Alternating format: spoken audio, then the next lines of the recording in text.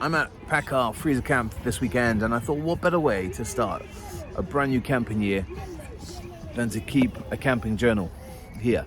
And I found this on Amazon. You know, we go to a whole load of camps, not even just scout camps, but you know, family camps, or even stuff I maybe do with Bush Scout or family friend camping, that kind of thing. And we make all these memories and maybe social media, but what happens if Facebook goes? What happens if Instagram goes? How can we remember those memories? And I thought, you know what, let's start keeping a journal of camps. And it's not like a daily vlog, daily diary that you have to keep. This is just once a month or whenever we go camping, just to remember those memories, those things that went wrong, maybe those highlights. We've got an awesome memory of this camp already from Arkela, talking about his favorite burger.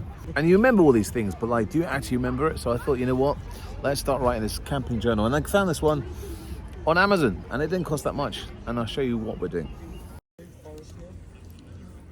So we just got the introduction bit and a few camping rules. We've got like having fun, make sure you relax, enjoy the slow lane, unplug technology, that kind of thing.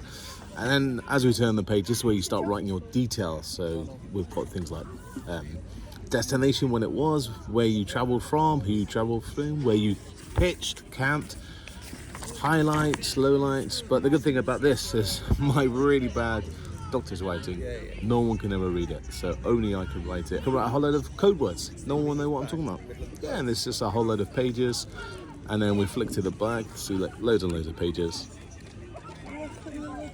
And then at the back here, camping hacks, and chance to add your own. Love it. So how do you remember your memories of camping? Maybe it is just sticking with social media. Maybe it is Instagram and Facebook and whatever. But I'm just thinking, what happens if those things ever finish? It's the good thing about this, no one can ever read my writing. I've got really bad writing apart from me. So only I can decipher it. So I can write in secret memories and no one can read it. But yeah, it's good. So how do you remember your scout memories? How do you remember those camps? How do you store them? You just use this? Don't know. Comment below. I'd love to know.